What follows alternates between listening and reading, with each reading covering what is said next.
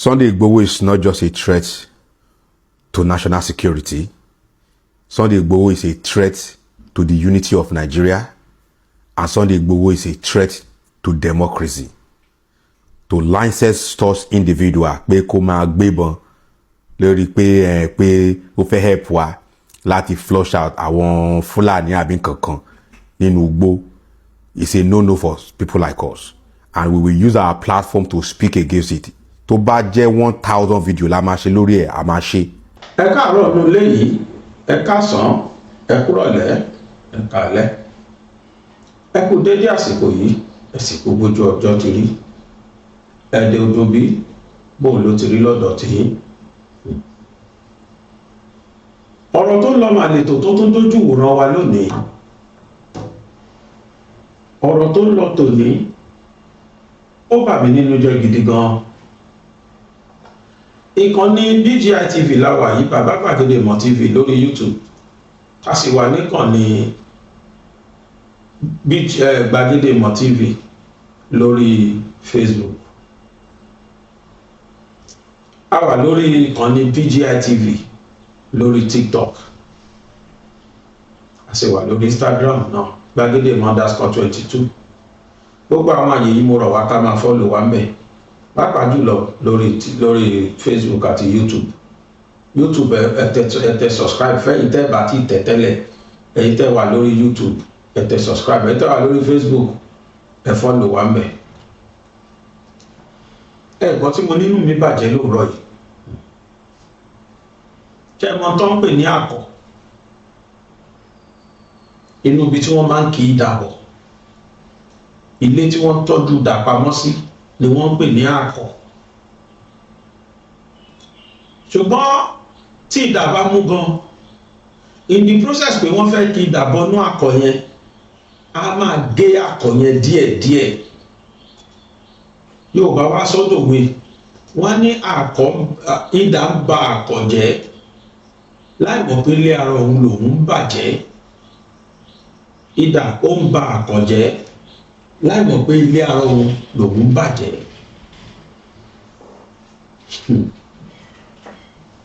Ìgbòho jáde lánàá, ó wá sọ̀rọ̀ lórí ìlú Ẹkùn.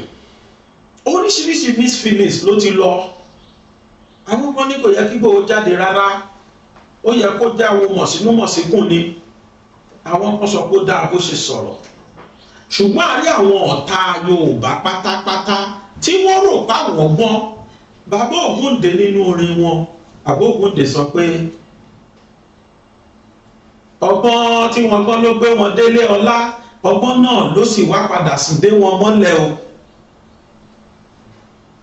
Ọgbọ́n tí yóò bá gbọ́n gan. Ẹ̀kọ́ ọmọ dáadáa, ẹ̀kọ́ ọmọlúàbí táwọn òbí wa fi kọ́ wa dàgbà, ó máa ń wà lára wa Yorùbá. Ṣùgbọ́n akọ̀gbọ́n ni àwa la gbọ̀jù láyé. I'm telling you. Torí pé ọgbọ́n wa máa padà síde wa mọ́lẹ̀. Ìyà ń jẹ Yorùbá, kí la fẹ́ gan lẹ̀ Yorùbá náà? Kí la fẹ́?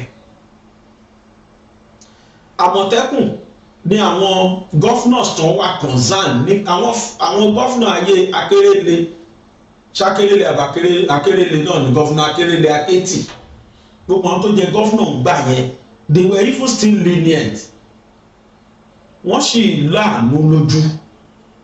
Wọ́n máa wà pathetic, wọ́n máa wà pathetic àbí ṣé ti pathetic wọ́n sì ní sympathy fáwọn ọmọ Yorùbá. Láwọn ẹ̀jẹ̀ lójú bíi tàbáṣàtà ní sìn kanjú kó dájú má rẹ́rìn bí orin tí sàásùkọ ò ní wọ́n. They don't send anybody. Àwọn tá a ní governors sísìn. Mo sọ́rí láti sọ bẹ́ẹ̀. Bó o lè kú kó o kú lọ́rọ̀ wọn sìn. Àwọn ti gbà yẹn, àwọn tẹ́tà Akérèlé yẹn, wọ́n sì wà concern, wọ́n sì wà sympathetic. Wọ́n sì wà sympathetic sáwa Yorùbá ńgbà náà. Because of our pathetic situation started from their set. the insecurity in Nigeria ó wà escalated láyé tiwọn, so they immediately were looking for solution to it. Kíkíní má bà tẹ́nà wa jẹ́ rí gbàtà ilé máa débẹ̀ ó ti dẹ̀jẹ̀ kò jọ wọ́n lójúmọ́, ó ti di kíní di fọ́n tọrọ fọ́kálé, ó ti di tọrọ fọ́kálé láti 2015 lọ sókè. Àwọn tó ṣe gọ́fúnà gbà yẹn wọ́n lójú àánú torí pé orí wọn ni Fúlàní ẹ̀sìn ti bẹ̀rẹ̀. Ó jẹ́jọ́ lójú, ó jẹ́yà lẹ́nu. Bẹ̀tàn tó wà bẹ́ẹ̀ sí torí pé ó ti ń bọ̀ tẹ́lẹ̀ wọ́n ò ríro mọ́, pípààyàn ò jọ wọ́n lójúmọ́, kán pọmọ ìlú kan jọmọ ìlú pé kò jẹ́ new news sí wọn mọ́, ó ti dẹ̀jẹ̀, so action wọn yẹn ò dàbí mọ́. Láyé àwọn Akérèlé wọ́n ṣe meeting, wọ́n náà fẹ́ wá lasting solution sọ̀rọ̀ àwa Yorùbá by creating a local security outfit, a local security network that will be legally backed up by the federal and the state government. Wọ́n create Àmọ̀tẹ́kùn, but because the man at the head of affairs of Nigeria then was a Fulani man, and creation of Àmọ̀tẹ́kùn was to curb the exigencies of Fulanis. So the man was reluctant to approve the creation of Àmọ̀tẹ́kùn by the state governors, by Western state governors, Western region state. But after many talks, the state wa ni now nǹkan tá a fẹ́ ní ẹ̀kọ́ kan, he reluctantly approved it. Ó wá fi clause sí DSS through the DSS tó ń gbẹnu sọ fún ìjọba, wọ́n wá fi clause sí pé but they will not use arms, they will not be harmed. Ẹni káwọn èèyàn kan jẹ́ security ṣùgbọ́n kan máa wà harmed. Tọ́ bá wà harmed náà dé gan àwọn ọ̀bọ̀n ṣakabula náà gbọ́dọ̀ máa gbé.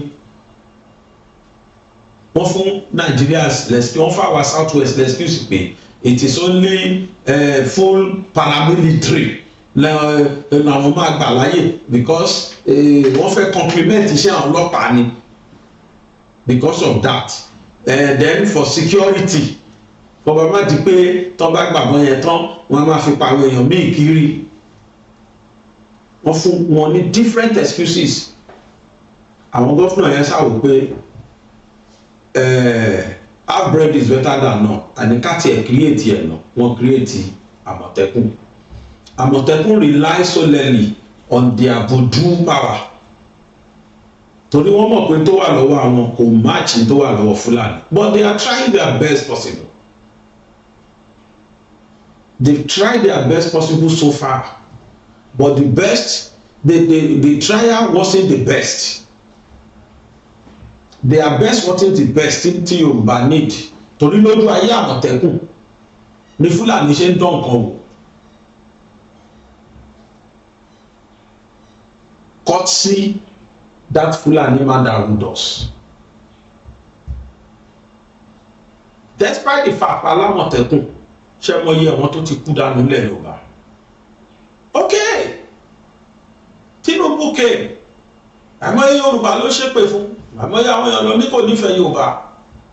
The first step he took was for him to forgive, or let me say forgive la máa pè, to forgive kí náà pè máyì Igboho. And he brought him in. He allowed him to come in. The man came in, he removed his name from wanted list. Mayewa moved closer to him. After different lectures, tí Igboho ti gbọ́ lẹ́nu different expertise. Come tó bá fẹ́ ṣe nǹkan tó fẹ́ achieve fúnlẹ̀ Yorùbá. You have to move closer to that man. Ó ti help ẹ. You have to adore him. Igboho dẹ̀ ṣe bẹ́ẹ̀. Ó move closer to Tinubu. We Yorùbás, we came out immediately. Wọ́n bẹ̀rẹ̀ sí ní castigate Igboho bí ìgbà káwọn Judas castigate Jésù. and it always baffles me. Kí ló dé tó jẹ́ pé ìran èèyàn ló máa ń takú èèyàn? Kí ló dé tó jẹ́ ìran wa ló máa ń takú wa? Ìran Jésù ló takú Jésù. Ìran Jésù ló takú Jésù. Ọmọ ẹ̀yìn Jésù ló fi Jésù hàn. Why that? Why? So that is to say, ìwà ọ̀dàlẹ̀ ó ti lọ ti pẹ́, ó ti wà látayébáyé. Lára àwọn tí wọ́n súnmọ́ Ìgbòho wọ́n padà fi Ìgbòho hàn bí ìgbà Júdásì fi Jésù hàn. Wọ́n plan fún Ìgbòho lọ. Ọlọ́run dẹ̀ ṣe, Yorùbá bọ́ sórí oyè pẹ̀lú ìrànlọ́wọ́ ọba àti àdúrà gbogbo ọmọ Yorùbá. Wọ́n gbé Ìgbòho wọlé padà. Wọ́n dáríjì. Ìgbòho ń bá president yẹn ṣe, Yorùbá tó jáde. Wọ́n tún bẹ̀rẹ̀ sí ní ṣépè. Wọ́n pè lọ́dàlẹ̀ bọ́ yóò kí ẹ̀. Torí pé dámi ariwo kì í pààyà, ariwo ọjà kì í pààyà ẹlẹ́kọ̀ọ́. Ó ń bá tiẹ̀ lọ. At the end of the day, ó ń jẹ́ káwọn èèyàn mọ̀ pé I have a security network tá à ń ṣiṣẹ́ lórí fáwa Yorùbá. Because Àmọ̀tẹ́kùn ta sọ pé a ní, do they have power? Támọ̀tẹ́kùn ní agbára. Ẹ jẹ́ sọ kí ní kan fún yín tí ò bá yé yín lénìí. Torí pé Àmọ̀tẹ́kùn was created by the politicians, and some politicians were gaining immensely lórí kan pa wá, kan jí wa gbé. Activities àwọn Fúlàní yẹn, there are some politicians that are becoming richer and richer every day, even in Yorùbá land. Àṣírí wo ò tí tú ni? Nígbà tá a ṣe gbogbo àwọn sponsors àwọn Fúlàní bá máa tú yàtọ̀ sí ìta ti gbọ́ tẹ́lẹ̀. Kọ́ bá yà ìlẹ́nu pé máa lórúkọ Yorùbá bẹ̀ tó ń benefit direct. So instead kí wọ́n fight fún Àmọ̀tẹ́kùn, kókó jẹ́ fully armed security network wọ́n gbà. Then Igboho came out of his order. Igboho sọ pé àfi kí á ní nẹ́tíwọ̀kì kan. Ó ti ní gbogbo wa mọ̀ pé Igboho ní pílátífọ́ọ̀mù tiẹ̀ kí wàhálà tó dé láyé Buhari. Even while Fulani was there, Igboho gbéná wojú ẹkùn ẹ̀. Gbogbo wa mọ̀ wípé Igboho ní pílátífọ́ọ̀mù tiẹ̀, ó láwọn ọmọ ogun tiẹ̀ tọ́jọ́ kóra wọn kiri. Torí gbogbo àlàárín bọ́n ṣe wọnú igbó àwọn Fúlàní gbà ẹ̀. Àwọn kan ló ṣàkó kiri. Kí Igboho wá kó gbogbo wọn lọ join Àmọ̀tẹ́kùn, kí làwọn kò fẹ́ ṣẹlẹ̀. Okay? Ó dẹ̀ ṣe bí arìndì, ó ṣe bí ọ̀dẹ̀ ẹ̀sà, bàbá mi kìíní kan gbàgbàwó. Wọ́n fún ní oríṣiríṣi, DSS ń fún lóríṣiríṣi lectures. Tó bá máa ṣe léèrè onílé ṣe lè mọ eléyìí la fẹ́ o, ó gbọ́dọ̀ ṣe báyìí. Tẹ́ bá gbọ́ nǹkan tí Igboho sọ, kò sọ pé àwọn fẹ́ lọ pa Fúlàní sínú igbó. Ó ní tá bá mú wọn ká máa fà wọ́n fagbó agbófinró lọ́wọ́. Ara instruction kan fún nìyẹn, kan tó approve ìlú ẹ̀kọ́ fún. He was given ìgbà tó ti kọ lẹ́tà ìgbà tó ti ń dù since last year or early this year. And speedy approval tó fún yẹn nítorí pé wọ́n ti wọlé Yorùbá tó dẹ̀ jẹ́ pé à ń rí ogun. Bí ìfẹ́ sàwọn ọ̀rọ̀ kan kó wá dàbí bàbá gbé àgẹ́dẹ́ fẹ́ máa gbèjà Tinubu rárá. Mo fọlọ́ búra máa yẹn nífẹ̀ẹ́ àwọn Yorùbá. Ó fún ìwé ẹ̀kọ́ ní speedy approval. Bẹ̀tí inú àwọn kan ò dùn torí pé wọ́n ti hate Igboho and why? Because wọ́n rí pé Igboho súnmọ́ Tinubu. And they saw Tinubu as their enemy. Because of this, they are now planning for Igboho. Pàápàá jùlọ tí wọ́n ti rí pé fídíò wípé wọ́n approve Igboho jáde. Tó ti rí pé fídíò pé approve Igboho jáde. Àwọn bíi Olúwa tí wọ́n ṣiṣẹ́ lánàá tá a kà lánàá, they against him. There is another video tó tún ti jáde nsìn. Máa kọ́kàn jáde ni. Máa yẹn mo respect ẹ̀, mo like ẹ̀ gan. Toró máa ń ṣe political analysis. He's a political analyst. Àwọn analysis lórí politics ó máa ń ṣe máa ń wò, and very very intelligent, very very brainy. But all of a sudden, yàtọ̀ fún nǹkan táwọn Olúwa ṣe tá a kà lánàá, I saw this man again. He came out and started saying another thing entirely. Ó ní mo ṣe sọ pé ìdá ń bá àpọ̀jẹ́ kò mọ̀ pé lé òun lòun bàjẹ́. Ṣó ṣe é gbọ́ pé kí Yorùbá jáde kí wọ́n máa bínú sí bí wọ́n ṣe dá security network ilẹ̀ Yorùbá. And this guy speaking, they have done nothing so far. They were concerned less. They were less concerned of the security of we Yorubas. They've done nothing so far. Láti secure our Yorùbá. Urúwà ni o, àti máa tó sọ̀rọ̀ yìí o, ẹ bá mi bi àwọn méjèèjì wípé lórí security wa, what have they done so far?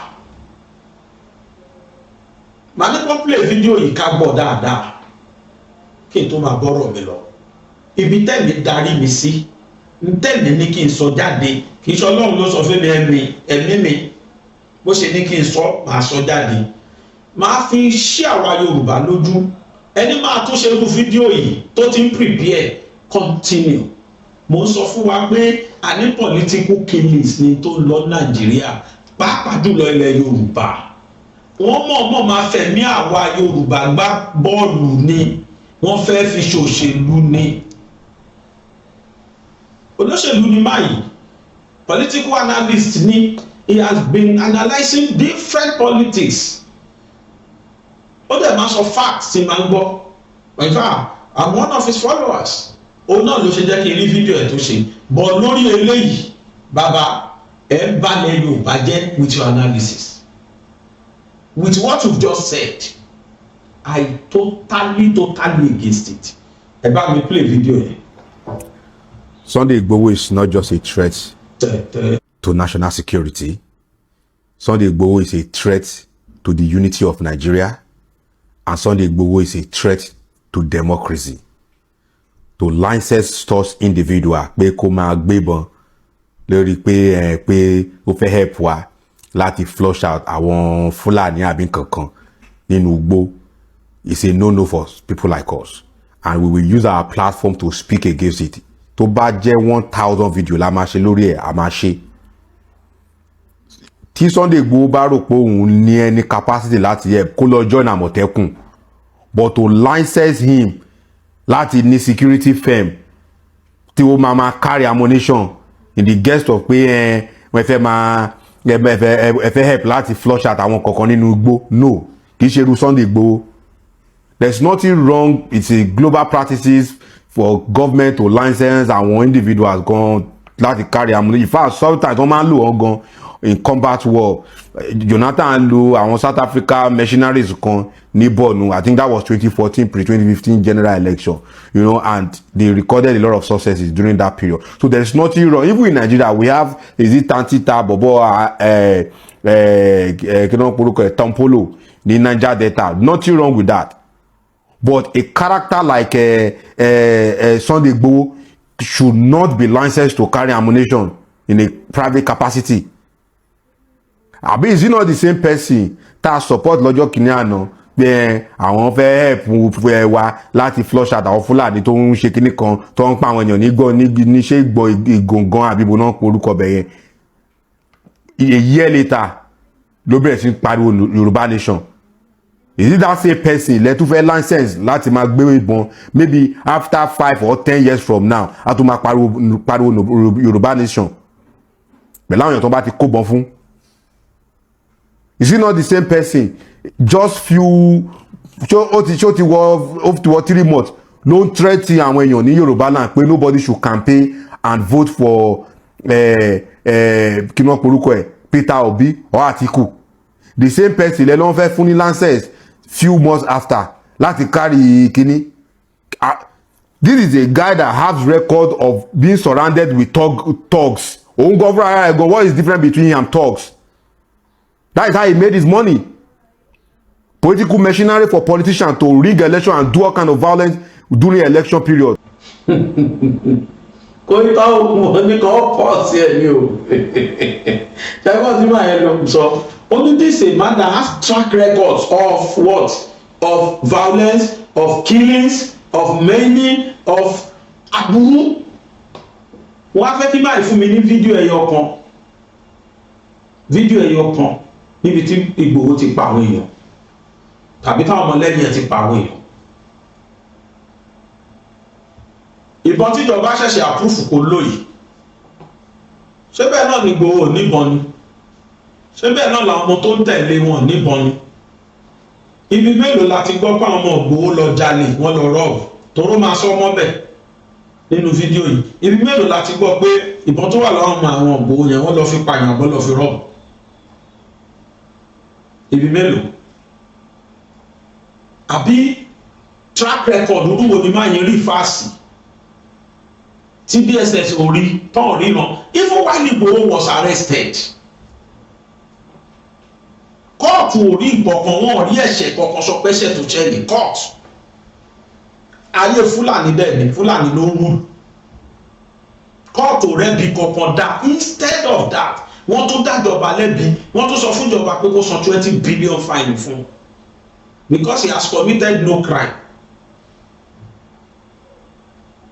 Ẹ jẹ́ ká máa gbọ́ jàgàjàgà tí màá yín sọ lọ. That is how he made his money.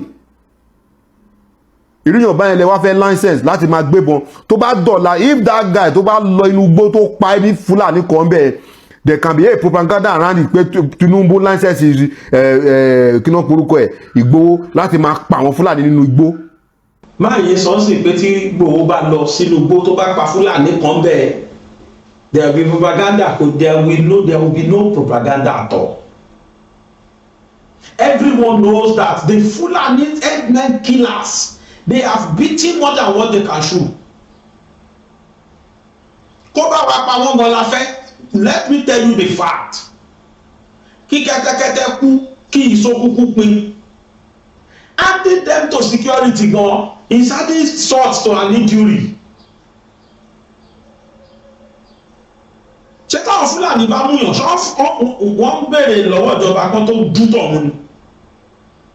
Ẹ wà àwọn ọmọ òkókó wa tán kó látijọ́ yìí níbo náà wà? Wọ́n wà lọ́dọ̀ wọn. Mo rí fọ́tò kan lánàá. If that picture is true, ilẹ̀ oh God, mo mọ̀ má fẹ́ show picture yẹn bí tó fẹ́ pa àwọn èèyàn mi gbé torí kò sí òbí tó máa wo picture yẹn tí ò ní sunkún. Èmi gan bí mo ṣe ní mo jọ́kùnrin àwọn ọkùnrin máa ń dájú omi bọ́ lójú mi gbà mo rí picture yẹn tí mo rí tí wọ́n lé àwọn ọmọ yẹn sílẹ̀ bí ẹ tó léṣu nílẹ̀ ẹ̀lẹ́ tí wọ́n sùn lóru òru nítorí ya picture yẹn. Yúnífọ̀mù wọn ló sì wà ní ara wọn, wọ́n wá sùn lẹ́ẹ̀lẹ́ wọ́n fi báàgì wọn rọrí àwọn tí báàgì wà lọ́wọ́ wọn. Yúnífọ̀mù tó wà lọ́rùn wọn ni wọ́n sì wọ̀. Àwọn ọmọ secondary school yẹn ní tọ̀hún snap. Yúnífọ̀mù àti trọ́sà àti skirt wọ́n wá sùn lọ pẹ̀lú báàgì nílẹ̀ẹ́lẹ̀ nógbó. You are not telling me that tí Ìgbòho bá lọ bẹ̀ ẹjọ́ á lọ sọ pé àti pàǹfìlà ni ẹ̀ṣẹ̀ kìíní kan àwọn kan wá máa ṣe propaganda against Tinubu. Who are those useless people tó máa ṣe ní propaganda? Where were they when these Fulanis were killing Yorubas? Where were those that would be doing such propaganda? Where were they? Where are they now? Nígbà tí wọ́n jẹ́ àwọn ọmọ yẹn gbé tí Ìgbòho náà bá lọ retaliate wọn àtàwọn àmọ̀tẹ́kùn ẹ̀. Mo retí bàbá ẹni tó fẹ́ sọ̀rọ̀, àbágbófinró tó fẹ́ sọ̀rọ̀, abẹ́nikẹ́ni tó fẹ́ sọ̀rọ̀ tó fẹ́ against the government pé ṣó ti rán àwọn tó license. Ṣé kó lọ́bẹ̀ lọ́ máa bá wọn ṣeré ni? Ṣé kó lọ́bẹ̀ la máa rawọ́ sí wọn ni? Ṣé kó lọ́bẹ̀ lọ́ máa dọ̀bálẹ̀ ni? Or what you want them to go they have been doing? This man was telling me now that Igboho tó bá mọ̀ kó fẹ́ ṣe kankan fúnlẹ̀ Yorùbá ìṣubú àjọyìn àmọ̀tẹ́kùn èwo ṣàmọ̀tẹ́kùn tó ti di captain ọ̀tá Yorùbá lọkùnrin tó sọ̀rọ̀ kò fẹ́ rí fún wa rárá. Kò sámọ̀tẹ́kùn láyé ni kí ló dé támọ̀tẹ́kùn ti lọ gba ọmọ ẹ̀ wá? Kò sámọ̀tẹ́kùn láyé ni kí ló dé támọ̀tẹ́kùn ò ti bá wa rumigate gbogbo olúgbò wa kán ti kó gbogbo ọmọ yẹn jáde? Wọ́n ti di captain ti àmọ̀tẹ́kùn, wọ́n ti gá àmọ̀tẹ́kùn lọ wá lápá àtọwọ́. Ìgbòho bá bò ní ìyọ ni Tinubu ẹ bá ṣe ẹ̀pọ́n sí lágbára Ọlọ́run fún tẹ́ ẹ ṣe fún wa yìí. ẹni bá ní mo sọ bẹ́ẹ̀ gbẹ bínú nǹkẹ́ ẹ̀ bínú pé mo sọ bẹ́ẹ̀ lágbára Ọlọ́run ọba lórí tí yín ní Yorùbá ti máa pín má yìí bínú pé Sunday Igboho sọ pé Yorùbá fẹ́ pín ó sọ ẹ̀ máa gbọ́ máa sọ bẹ́ẹ̀ tí ò bá tí ì sọ kọjá ẹ̀ máa gbọ́ lẹ́nu ẹ̀ ó ní gbé Igboho tó ní track record wípé ó fẹ́ àtáàkì Nàìjíríà nígbà tí èèyàn ò bu torí èèyàn ò burú tá à ń rí tó ń ṣẹlẹ̀ lójoojúmọ́ láwọn tá a jọ ń pera wa ní wọ́n Nàìjíríà tá a fojú ara wa rí tútọ́ pa will the same man still continue living with such criminals with such cannibalistic animal àwọn tó jẹ́ pé carnivorous animal ni wọ́n with their cannibalistic attitude àwọn tó jẹ́ pé ẹ̀jẹ̀ èèyàn àtẹ̀rùn èèyàn ni wọ́n fẹ́ kí wọ́n máa fojú rí gbogbo gbà wọ́n pàdé wọ́n dìsẹ̀ bá bẹ̀ ṣé irú àwọn ẹranko bẹ́ẹ̀ yẹn lẹ́fẹ́ ká sì máa bá jọ gbé papọ̀ ara àwọn máa lè Yorùbá kan náà tá a sọ yìí má bá mi play ẹ lọ. Tell you that it's not only àwọn bandits nìkan ló wà nùgbó pé àwọn kan wà ń bẹ̀ tí wọ́n jẹ́ pé wọ́n ń ṣe kíní wọn peacefully. tó ṣe ọ̀rọ̀ security act. ẹni tó bá máa gbé inú igbó ẹni bá mọ̀ pé òun fẹ́ ṣe nǹkan fún wa peacefully ó fẹ́ bá wa ṣiṣẹ́ peacefully ó fẹ́ máa ṣiṣẹ́ peacefully to come out kó máa gbọ́ ń gbòòrò máa wá ṣiṣẹ́ ṣé èèyàn rẹ ló ń gbé inú igbó ni kì í ṣàkóso tó ń gbé inú igbó ṣe báwọn tó ṣe bí deals ni why are they living in the bushes why ìwọ tó ń sọ̀rọ̀ bó ṣe máa gbé inú igbó kó lọ́ọ́ ṣe legitimate business what kind of the legitimate business ló wà ní igbó someone is living in the bush coming out randomly and start killing people maiming them and collecting money from them after kidnap them ẹ tell me irú iṣẹ́ wo dáadáa wo ló wà lọ́wọ́ ẹ̀ tó gbé ní igbó gbogbo àwọn tó ń kó ìbò náà kó wọn lọ kì í ṣe ní igbó anybody tó bá ti ń gbé ní igbó pẹ̀lú Fúlàní wọ́n gbọ́dọ̀ pààyè wọn ni torí tí ò bá ṣàwọn náà ṣiṣẹ́ yẹn wọ́n á jẹ́ conspirator wọn and conspirator and the perpetrator of a crime and his conspirator gbogbo wọn náà jẹ̀bi lójú òfin àwọn tó ń conspire pẹ̀lú wọn láti ṣe àwọn tó hate wọn láti ṣe àwọn tó jẹ́ tó bá ṣe tán wọ́n ń tẹ́wọ́ gbà wọ́n gbogbo wọn pátá náà jẹ̀bi lábẹ́ òfin fún wọn láti máa wájọ gbénú igbó gbogbo wọn ni kú tọ́ sí. So you are saying rubbish, you are saying trash. Is it about pé mo ní oògùn àbí mi ò ní oògùn? Kí ni expertise ni tí Sunday Igboho ní? Is he a former military general or kíní kan? Ibo ló ti get the training? So tó bá ti ní oògùn báyìí, government will just license you to be carrying ammunition. This at the end of the day ìbọn tẹ bá ti kó fún àwọn boys yìí sí báyìí ọwọ́ àwọn tọ́ọ̀gì kan ní ìbẹ̀rẹ̀ ní gbági ní everywhere náà máa kó gbogbo wọn náà máa kó bọ̀ fún wọn Fúlàní náà náà fi ń jà lọ́sàn-án nǹkan míì náà máa fi ṣe lóru. Mr. President should revisit or should rethink about this guy. I don't like his personality and his character to the extent ẹ máa lọ gbèrú bọ́n fún àwọn èèyàn báyẹn kọ́ máa gbé kiri. ẹ sọ̀rọ̀ máa yí iṣẹ́ sọ tó ń ṣe nísìn I don't like his personality you are not talking you don't like Igboho that is just what is really happening you have just spoken now. ṣerú máyì ló yẹ kó fún ní license because you don't like him. Because you hate him and it is people like you that set up for him during Buhari's regime. Irú ẹ̀yin Yorùbá tá à ń wá tá à ń sọ̀rọ̀. Because you are talking because you don't like him because you hate his personality. Aṣáwọn Yorùbá kan ṣe pọ̀. Wọ́n kàn like Igboho, wọ́n kàn tí ẹ fẹ́ rí sójú. That is just it. They just hate him. Ask them what has this man done wrong? They will have no reason. Tọ́lá wa sọ ẹ máa ní tọ́jú ní aláti gbọ́njù gbígbọ́n wa ọlọ́mọ ẹ̀ kó pa wá ọgbọ́n tá a gbọ́n tó gbé wa délé ọlá tó gbé wa dókè ọgbọ́n yẹn kó má padà síde wa mọ́lẹ̀. We think we are wise. We think we have sense. By the end of the day, we shall discover that we are senseless. Kò ní yà mí lẹ́nu. Yes, you are correct. Ó possible ó ṣẹlẹ̀. Saraki. Àwọn tó kó bọ̀ fún jọ́kì ní àná. Àwọn ni wọ́n lọ fọ́ báǹkì. Kódà ìkan nínú wọn ṣì wọ aṣọ wedding ọmọ Saraki. Ó wọ̀ sọ́rùn. It is true. You are correct. Pé àwọn tó bá kó bọ̀ fún wọn lè lọ fi jalè, wọ́n lè lọ fi rob. But what kind of security outfit ló pé ìlú Ekun? Even ọlọ́pàá tó jẹ́ ọlọ́pàá tí wọ́n train tó wà well trained. Even àwọn àmì tó wà well trained àìmọye tó jẹ́ báwọn ni agbódegbà fún armed robber. A lè fẹ́ yẹ kù nínú security unless ẹni tó bá lè capture gbogbo wọn tán ni. Àwa lè sọ pé we cannot, because of one Judas, reject the whole 12 disciples. Because of this factor you are talking now. Torí pé tọ́ba kó bá fún wọn, wọ́n bá lọ bó ṣé gbogbo wọn náà máa ṣe bẹ́ẹ̀. Ó lè torí pé irú yẹn máa ṣẹlẹ̀ kọ́ ní pé kí Yorùbá kíkú máa pa wá náà.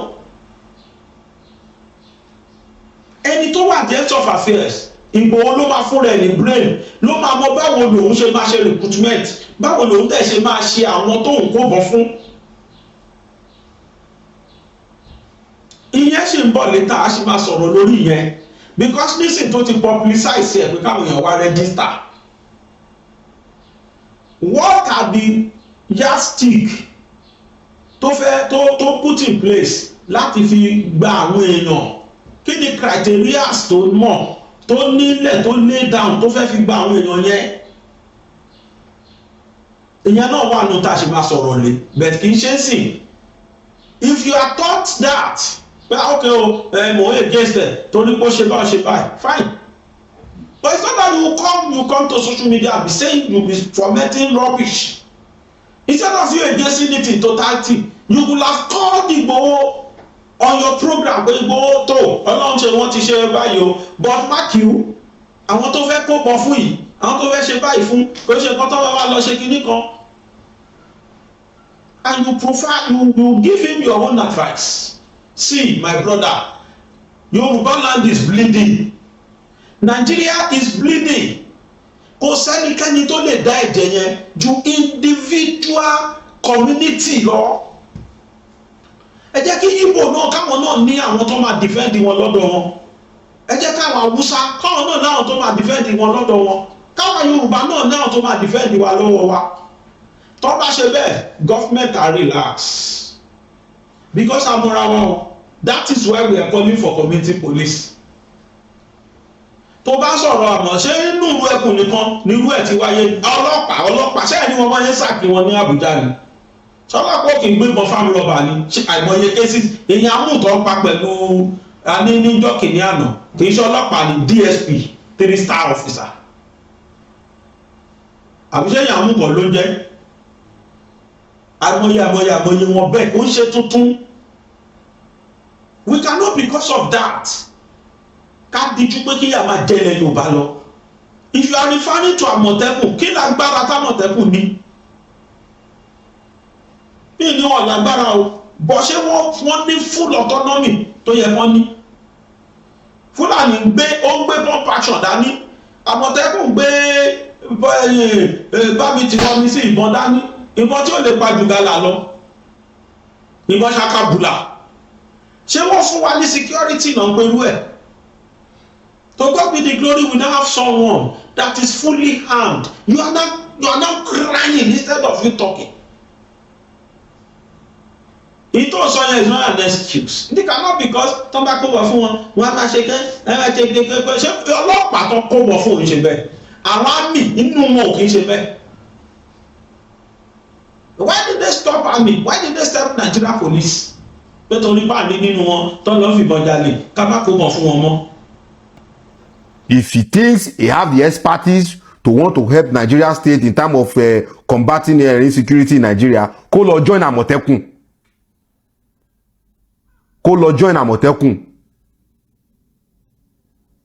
because ìbẹ̀rẹ̀ la máa mọ̀. In few months now, in few years time, that guy will turn to something else. And he have the track record of becoming a rebellion against Nigerian state. Mr. President, ẹ má football boy any license láti carry out all this kind of tasks because mo rí bó ṣe ń brag and ó tún jẹ́ èèyàn tó jẹ́ pé ẹnu ẹ̀ ò bò. Any small thing tó bá ṣe inú gbóǹsì ló máa bọ́ síta àwọn ti pa Fúlàní mélòó kan ogun ń lọ ni kíní kan ń lọ ni tó máa cause the problem. Thank you very much. You said Igboho has track record of rebellion against Nigeria. You are a madman. You are insane. Maybe your mind was going to Nnamdi Kanu and not Sunday Igboho. Because tí kì bá ṣe bẹ́ẹ̀. Tell me one case, just one case, just show me one case. Fortunately, you have media tó lè fi show video yẹn. Show that one video níbi tí Igboho ti rebel against Nigeria. Just one video, just one. Show me. And I will give you 10 videos tó jẹ́ Nigeria rebel against Igboho. And the court of law wọ́n gbé Igboho lọ síbẹ̀ Igboho wọ́n ní kò ní case, no case. tó dáwọn òrẹ́sùn kankan táwọn lè fi mú. ṣé rebel against Nigeria ní wọ́n lọ ṣe rally londo wọ́n play orin wọ́n jó bọ̀dá mi kí ni ká wá pé ṣòwò rẹ̀ kí ni ká sọ pé ṣòwò rẹ̀ ṣe against Nigeria rebel kan ní tiẹ̀ àbí kí náà pè you are ọdún olóògùn náà ẹ ti rí pé nǹkan ṣe. I love this man like seriously but ṣẹ́rí téèyàn bá ti ń ṣe ìpọ́njú táyé bá ti ń yìn tí ò bá ṣọ́ra àṣìṣe àṣìṣe ní tí máa ń sọ àṣìṣe gan. ẹyọ kan ṣo tó jẹ́ ọ̀rọ̀ nínú gbogbo tó sọ ni pé tèmi rí lọ́rọ̀ nínú gbogbo tó sọ gbogbo tó kù vendetta ló fi ṣe ó fẹ́ fi revenge inú ń bí síbò hatred. The man is achieving ẹ̀dẹ̀ against it ó dẹ̀ achieve lọ. Ntí Igboho gbà yẹn kí náà pé olórí mi yẹn ti àlà bódèjò wà láì kò rí ṣe. The retired army general orí nǹkan tí Igboho ṣe yẹn ṣe. You are asking ta ló train Igboho gbódìgbò ẹ bá mi máa ìpọ́nmọ́ ọdún mélòó ni ó mọ̀ gbà tí Igboho ti jagun bọ̀ ni bàbá àgbà ni Igboho tó mo gun mo dá ẹkẹ ẹsà primary kílẹ̀ wà gbà ẹ because I'm too sure all this in secondary school. What class were you then? What class are you? I'm too sure you are not to 50 and Igboho is 54. So Igboho is your brother. Kò sí bó ṣe lè hate ẹ̀ tó pé tọ́lọ́ bá gbéga ó ti gbéga ni. You have no choice. Ọlọ́run ti approve irú ẹkùn fáwa Yorùbá. Igboho as rebel against Nigeria. Nigeria dẹ̀ ń wù. Tó bá jẹ́ rebel leader Igboho Nigeria dẹ̀ máa wù. Ṣé Nigeria tó gbé Nnamdi Kanu? Buhari ló gbé Kanu kò kì í ṣe Tinubu ó bá Tinubu dẹ̀ dì ṣe kó yẹ kó túbú Kanu lẹ́ni tí Kanu bá ní kéèsì. Mọ iye kéèsì tán institute against Kanu. Ẹyọ kan wọn ní against wọn ní institute against Igboho. Tó bá jẹ́ lóòótọ́ ló rebel against Nigeria, this man you have nothing to say than you just hate the man, you hate Igboho and you are proving it to us.